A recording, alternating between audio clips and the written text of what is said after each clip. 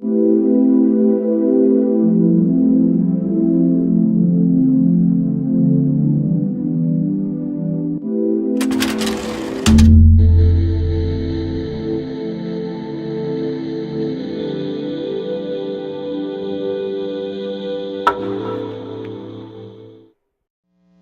pues como les comentaba, buenos días, mi nombre es Gustavo Bastien. El artículo que se va a presentar el día de hoy se titula Neural Mechanism Supporting Maladaptive Food Choice in Anorexia Nervosa.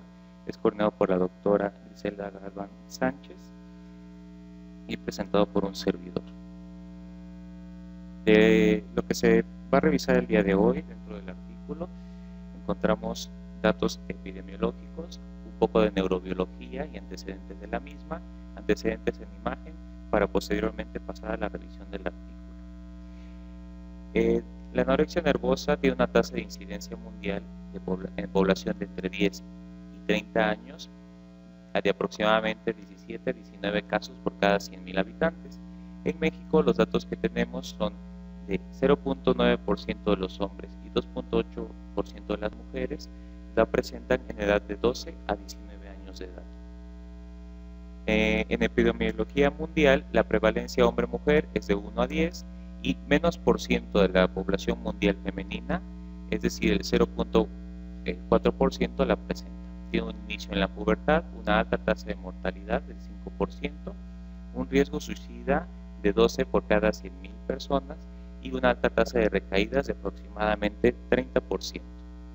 Ahora, ¿cuál es el origen de los trastornos de alimentación? Hablando específicamente de anorexia nervosa, bueno, pues no se tiene una etiología clara hasta el momento y se dice que la etiología pues, es multifactorial, en el que están inmiscuidos cuestiones socioculturales, roles psicológicos y neurobiológicos, justo de los cuales se va a tratar el día de hoy.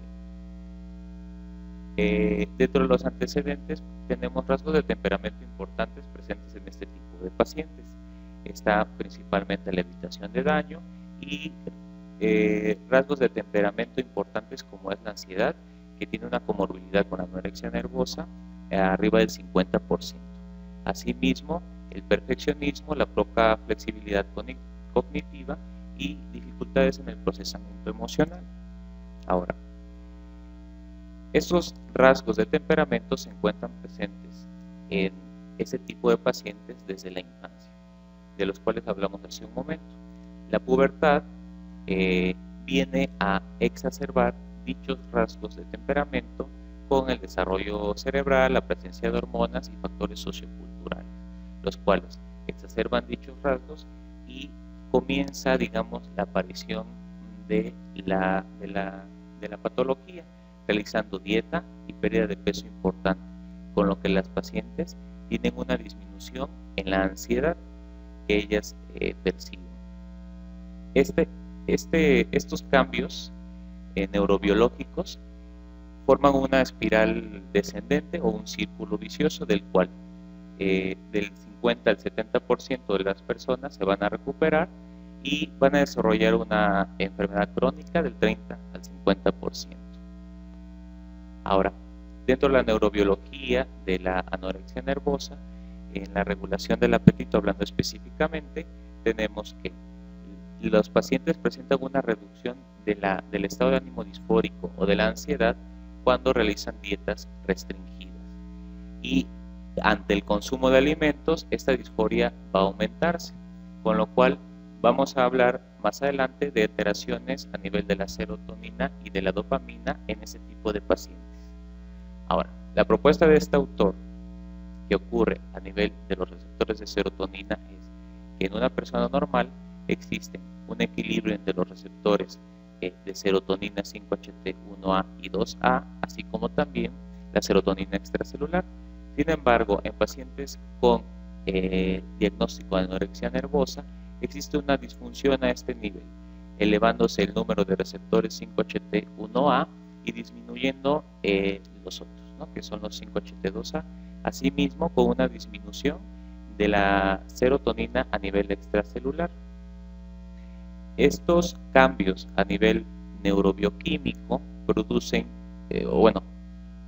estos cambios a nivel neurobioquímico hacen que los pacientes realicen una dieta restrictiva y la pérdida de peso consecuente, con lo cual su humor disfórico va a disminuir debido a que la serotonina extracelular se encuentra disminuida o baja.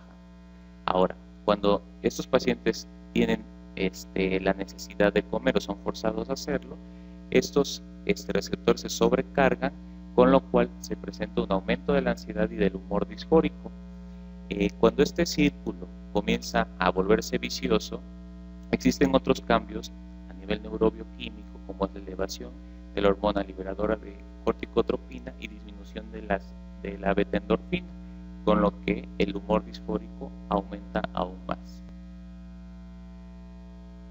Dentro del sistema de recompensa, las personas normales, digámoslo así, a la hora de que se les presenta un alimento, tienen señales interoceptivas, sobre todo a nivel de la ínsula anterior, que correlacionado con la corteza prefrontal dorsolateral y la corteza parietal, pues estas señales interoceptivas las perciben como una evaluación positiva o como un refuerzo positivo, lo que hacen que al sentir hambre, pues satisfacen dicha hambre. Ahora, en pacientes con anorexia nervosa, al presentarles los alimentos, las señales que ellos perciben, sobre todo a nivel de la ínsula anterior, son negativas, con lo cual van a hacer que ellos eviten los alimentos y a largo plazo se mantengan delgados. Lo anterior se puede observar en este estudio, en el que se realizó un estudio de tomografía por emisión de positrones en sujetos con anorexia nervosa recuperados y controles sanos. En este estudio se utilizó un radioligando llamado raclopida, que se unió o se une a los receptores de 2 y de 3. En esta imagen podemos observar que al aplicarlo en pacientes recuperados de anorexia nervosa existe una mayor actividad de este radioligando, sobre todo a nivel del estriado anterior ventral, no haciendo así dicha activación en controles sanos, con lo cual se deduce que este radioligando se puede unir a dichos receptores que están desocupados, es decir, existe menos cantidad de serotonina en pacientes con anorexia nervosa que en controles sanos. Por lo tanto, este marcador puede unirse más fácilmente.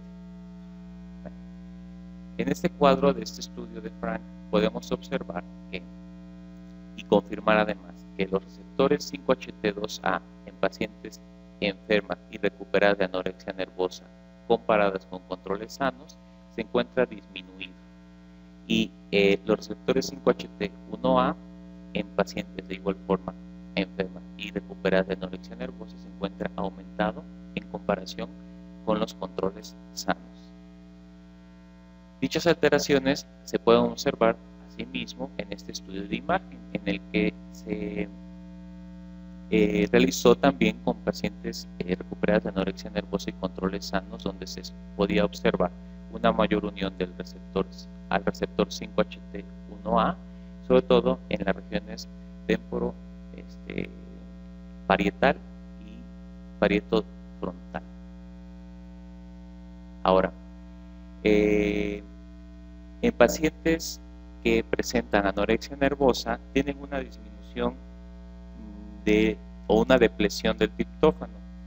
El triptófano es pues un precursor de la serotonina, entonces disminuye la cantidad de ansiedad en pacientes con anorexia nervosa. Ahora, hablando de la dopamina, en pacientes con anorexia nervosa recuperadas se ve que está una correlación positiva a nivel de la región del caudado dorsal. Dentro de la neurobiología, entonces, de los pacientes con anorexia nervosa, tenemos que una persona con este padecimiento, a la hora de presentarle un alimento o de ingerir un alimento, tiene una liberación de dopamina en el cuerpo estriado. Esta liberación dopaminérgica, los pacientes la experimentan como ansiedad y, por lo tanto, pues tienden a evitar el consumo de alimentos. lo cual se puede ver en este estudio, donde se ve la relación que existe entre dichos receptores, es decir, serotoninérgicos y dopaminérgicos. En una persona sana se espera que ante el apetito y la ingesta de alimentos, pues tengan una sensación de recompensa, una sensación agradable a la hora de saciar su hambre. Sin embargo, en personas con anorexia nervosa, lo que ellos sienten o experimentan es ansiedad, sensación de castigo o amenaza. Ahora, en este estudio en el que se utilizó también resonancia magnética funcional, se utilizaron pacientes con anorexia nervosa, controles sanos y pacientes obesos. A todos ellos se les dio una malteada de chocolate y se observó la respuesta a nivel sobre todo de la ínsula y del estriado anteroventral en estos tres tipos de pacientes. La respuesta fue mucho mayor en personas con anorexia nervosa que en controles sanos, y en contraparte en personas obesas, pues la activación de dichos sitios fue mucho menor. Ahora, nuestro artículo del día de hoy está basado y replicado en un artículo del 2009 realizado por Todd Hare, en el que estudió el autocontrol en pacientes con anorexia y el autocontrol en pacientes en controles sanos.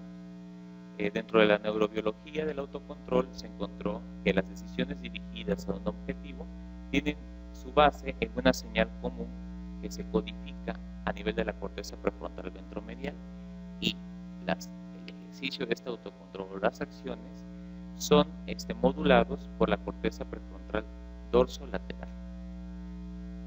Ahora, en este artículo precedente se hizo una metodología muy similar al del artículo de hoy, en el que se presentó diferentes alimentos. En este fueron 50 diferentes alimentos, y las personas participantes tenían que evaluar la salud del mismo o lo saludable del mismo, el sabor, y tomar posteriormente una decisión de cuál elegirían.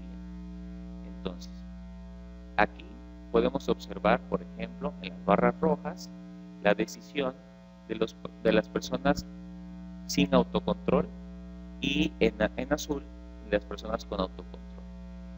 A la hora de elegir alimentos ricos y saludables, las personas con autocontrol las eligieron en mayor medida. Sin embargo, cuando se presentó un alimento sabroso pero poco saludable, las personas que lo eligieron mayormente fueron las que no tenían autocontrol, y las personas con autocontrol, es decir, con anorexia nervosa, pues la eligieron en muy poca cantidad. Aquí se puede observar la correlación que existe entre la actividad de la corteza prefrontal ventromedial y la elección de las diferentes fases en este estudio.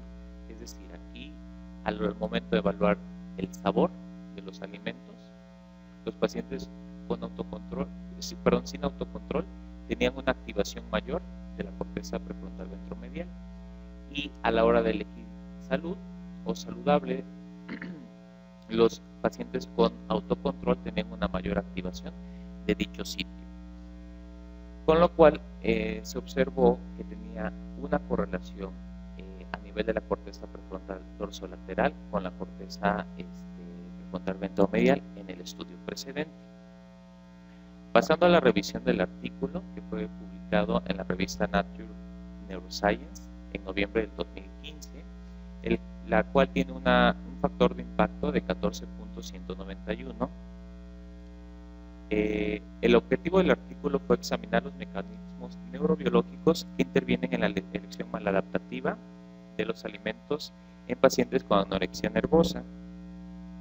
Dentro del procedimiento de este estudio se obtuvo 21 pacientes con anorexia nervosa, de los cuales 10 eran de tipo restrictivo y 11 de tipo puro. Estos diagnósticos son sustentados en las escalas de SID y de GERE. Los otros 21 controles sanos fueron obtenidos a través de pancartas que se colocaron en el hospital, y se ofreció dar $125 por participar en el estudio a los controles sanos, y a los pacientes con anorexia nervosa lo que les hicieron fue que no les cobraron la estancia hospitalaria. Los criterios de exclusión para participar en el estudio fueron el uso de medicamentos, que hubiera trastornos neurológicos o lesiones neurológicas, abuso de etanol o drogas en los últimos 6 meses, dieta o cambios significativos de peso en los últimos 6 meses. Los criterios de inclusión para los controles sanos fue que no tuvieran ningún trastorno psiquiátrico anterior y que su IMC estuviera entre 18 y 25. Los criterios de exclusión para controles sanos fue tener enfermedades médicas o restricciones alimenticias de algún tipo, ideológicas, religiosas, etc. Todos los pacientes, todas las personas que participaron en el estudio fueron diestras, femeninas y con una edad de entre 16 y 39 años. El procedimiento duró 2 días. En el día 1 se dio un almuerzo a las 12 p.m., aproximadamente 500 kilocalorías, seguido por la prueba de elección de alimento que veremos más adelante a las 2 p.m. Uno de los alimentos elegidos en esta prueba se dio como snack a las 3 p.m. y en el día 2 se otorgó un desayuno de aproximadamente 300 kilocalorías a las 8 de la mañana, como una comida tipo buffet a la 1 de la tarde. Dentro de la fase 1 se realizó la elección de un alimento catalogado en esta prueba como neutral. Bueno, sus alimentos fueron presentados en fotografías de alta resolución realizadas por un fotógrafo en alimentos y con un fondo negro. Ahora, a la hora de valorar lo saludable o no de un alimento, se utilizó una escala tipo Likert del 1 al 5, desde no saludable hasta saludable, con 76 alimentos diferentes, 38 ricos en grasas y 38 bajos en grasas. La determinación de rico o no en grasa era realizada por un nutriólogo que participó en el estudio. Ahora, el alimento neutral o catalogado como neutral sería aquel que fuera catalogado en 3 en saludable, así como en 3 en sabor. Cada participante iba a tener un alimento neutral diferente, el cual a lo largo del estudio iba a ser contrastado o con algún otro alimento de la lista que les presentaré a continuación. Esos son los 76 alimentos que se fueron pasando pues a todos los participantes del estudio. Ahora, dentro de los calificados como neutrales, 20 controles sanos catalogaron a los alimentos como neutrales y 19 con anorexia nervosa. Los 3 faltantes, uno de ellos, un control sano y un paciente con anorexia nervosa, calificó un alimento neutral en saludable y 4 en sabor, y también se incluyó en el estudio. El siguiente, que fue un paciente también con anorexia nervosa, calificó como neutral a un alimento en saludable, pero 2 en sabor, y también se incluyó en el estudio. Ahora, cada alimento fue presentado de esta forma. Siempre el alimento neutral estuvo a la izquierda del participante y se presentó durante 4 segundos. El alimento de referencia escogido por el paciente fue el mismo en cada una de las fases. Y a la derecha se presentaba el otro alimento que tenían que escoger. Para disminuir el sesgo de la elección del alimento, se les dijo que se les otorgaría al final de esta elección una de sus opciones. En el día 2 se dio una comida tipo buffet en el que se les ofreció comer tanto como ellos quisieran. La comida se pesó antes, es decir, a la hora de elegir, pesaron primero el plato y después de haber terminado de comer, lo hicieron también. Se calculó la cantidad de gramos antes y después, kilocalorías y porcentaje de grasa antes y después. Los pacientes que tuvieron una sensación de atracón o atracaron durante esta elección o esta comida tipo buffet fueron descartados del estudio último, es decir, de la elección de los alimentos al día siguiente, pero no de los demás. Todas las respuestas se convirtieron en respuestas binarias, es decir, no importaba si elegían, por ejemplo, un 4 o un 5 a la hora de preferir, por ejemplo, las donas, o un 1 o un 2 a la hora de preferir las zanahorias con apio, ¿no? Se convirtieron entonces en binarias y las respuestas que fueron neutrales fueron omitidas. Los tiempos de elección se ajustaron, ya que se tomó en cuenta que los pacientes con anorexia nervosa tienen un tiempo más lento a la hora de elegir debido a la desnutrición. Los datos fueron analizados con ANOVA y modelos de regresión multinivel. Ahora, dos personas con anorexia nervosa se negaron a la comida tipo buffet. Se utilizó la correlación de Pearson para evaluar la elección de los alimentos y la correlación que tenía con la comida real al día siguiente. Las imágenes que se obtuvieron de la resonancia magnética fueron convertidas de formato DICOM a formato NIFTY y se compararon en la biblioteca de software de la Universidad de Oxford. Aquellas imágenes que tuvieran un movimiento de cabeza superior a 2 milímetros fueron excluidas, y esto fue cumplido en una ocasión. Ahora, se midieron 6 parámetros de movimiento de cabeza, 4 exploraciones en cada persona, ¿sí? Y dentro de los resultados, bueno, primero se realizó una exploración general de la actividad BOL en cada una de las personas, sin haber estado en una prueba de elección, ¿no? Es decir, se podría decir que en reposo. Entonces, se comparó a los controles sanos y a pacientes con anorexia nervosa, y no hubo diferencias significativas de la actividad BOL en estado de reposo. Las características clínicas que se observaron dentro del estudio pues fueron la edad, el índice de masa corporal. Se aplicaron diferentes escalas ya mencionadas y el consumo de kilocalorías y de porcentaje de grasa. Todas fueron estadísticamente significativas.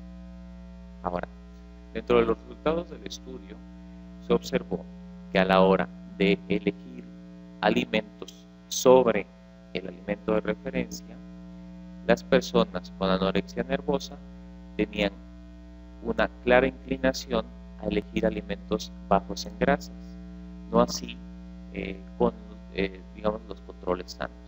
Ahora, al día siguiente, eso fue a la hora de elección de alimentos, pero al día siguiente, a la hora de elegir su comida tipo buffet, se observó que la cantidad de kilocalorías ingeridas por las pacientes con anorexia nervosa, así como la cantidad de grasa elegida en los alimentos, fue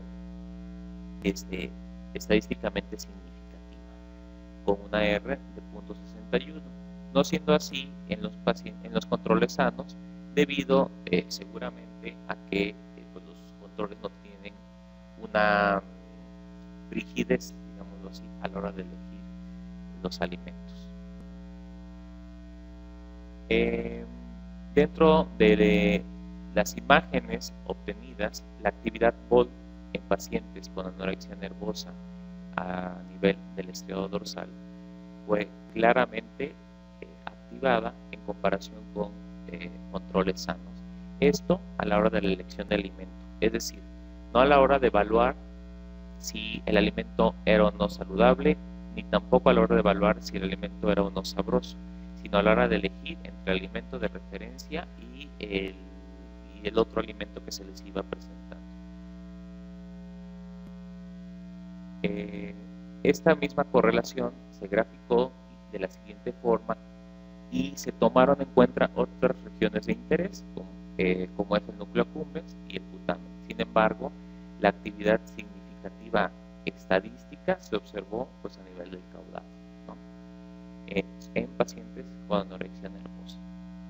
Ahora, a la hora del autocontrol, que también fue evaluado en esta prueba, al igual que en la prueba del 2009 de Todd Hare, se observó que los pacientes que utilizaban el autocontrol eran, pues, definitivamente las pacientes con anorexia nervosa. Y la decisión de los alimentos a la hora de irse, digamos, por lo saludable o lo sabroso de uno u otro, se observó que los controles sanos preferían elegir alimentos basados en lo sabroso del mismo, y las elecciones de los pacientes con anorexia nervosa pues se mantenían más o menos equitativas entre lo saludable y lo sabroso. El tiempo de respuesta a la hora de utilizar o no autocontrol, se observó que en los controles sanos tardaban más en elegir un alimento cuando utilizaban el autocontrol, y en pacientes con anorexia nervosa tardaban más cuando este autocontrol no era utilizado. Ahora, la señal Bolt a la hora de la fase de elección de lo saludable o lo sabroso de un alimento fue significativa para los pacientes con anorexia nervosa, sobre todo a la hora de la elección de un alimento saludable. Y la actividad Bolt también fue significativa para pacientes con anorexia nervosa a nivel del estriado dorsal a la hora de la elección de los, más bien de la prueba sobre alimentos bajos en grasa y sobre alimentos altos en grasa. Esta gráfica no quiere decir que eligieron alimentos altos en grasa, sino más bien cuando se les presentó un alimento con alto contenido de grasa, la actividad Bolt en pacientes con anorexia nervosa a nivel del estriado dorsal aumentaba significativamente. No siendo así, en pacientes con controles sanos, en personas con controles sanos. Ahora, esta es, digamos, la parte de la gráfica, la imagen que les había mostrado anteriormente, donde haciendo una correlación de la actividad Bolt en pacientes con anorexia nervosa y en controles sanos, en estado de reposo no hubo diferencias significativas. Esto para asegurar que pues, los resultados a la hora de la elección de los alimentos tuvieran consistencia. Ahora, en las gráficas anteriores pues se valoraba la actividad Bolt a nivel del estriado dorsal. Aquí se va a valorar la actividad también Bolt, pero a nivel de la corteza prefrontal ventromedial. Entonces, cuando los alimentos presentados eran saludables, los pacientes con controles sanos tenían una mayor actividad que los de anorexia nervosa, y de igual forma a la hora de valorar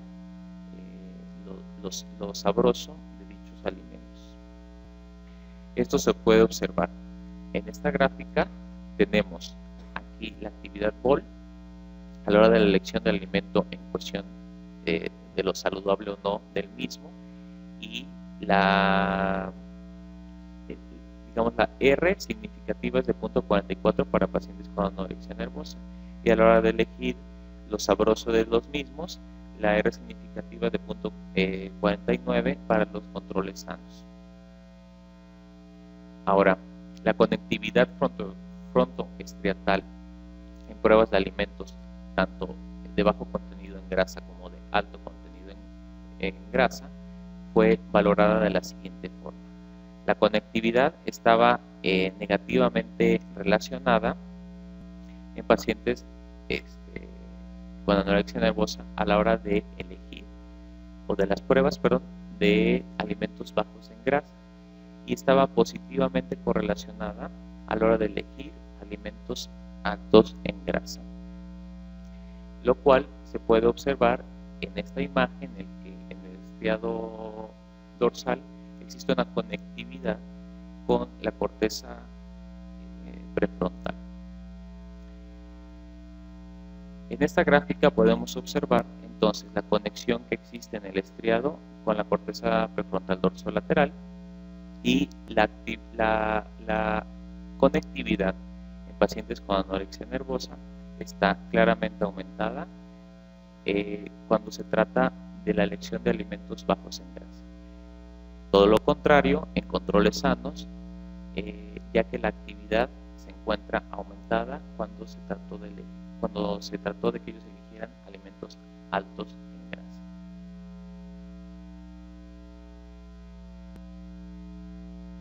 Entonces, aquí, al momento de presentar un alimento saludable, se vio que tanto pacientes con anorexia nervosa como controles sanos supieron de mayor forma que los saludables eran aquellos que tenían bajo contenido en grasa. Y a la hora de valorar lo sabroso de un alimento, los controles sanos lo hicieron en mayor medida con aquellos que eran altos en grasa, no siendo así con los pacientes con anorexia nervosa. Ahora, aquí podemos observar que los controles sanos tuvieron una decisión basada en el sabor y no en lo saludable, a diferencia de los pacientes con anorexia nervosa. Esto tendrá que ver entonces con las alteraciones de las que estábamos hablando, de cómo ellos perciben los alimentos. Y en esta gráfica podemos observar que el tiempo de respuesta a la hora de valorar lo saludable de un alimento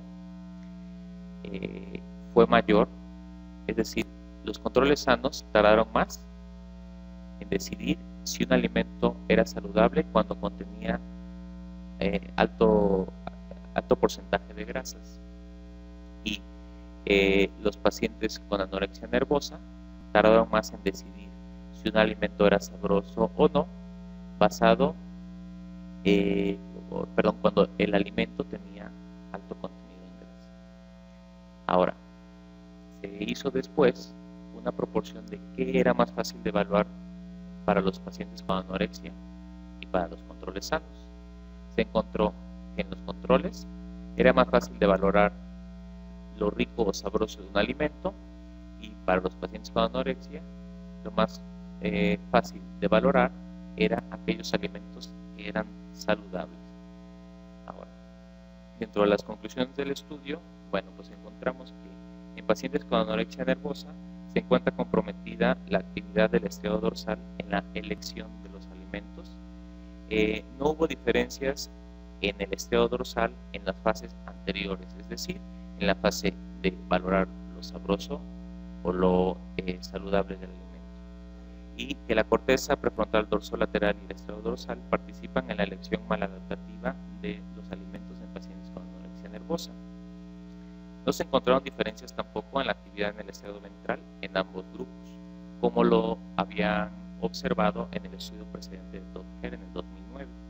Los pacientes con anorexia nervosa eligieron consistentemente alimentos bajos en grasa, y también se encontró que existe mayor conectividad en pacientes con anorexia nervosa para alimentos bajos en grasas, lo que se asoció con el consumo real al día siguiente, es decir, que existía, debido a la rigidez de elección de los pacientes con anorexia nervosa, consistentemente una elección tanto en la resonancia magnética en la prueba, como una elección real al día siguiente a la hora de la comida tipo buffet.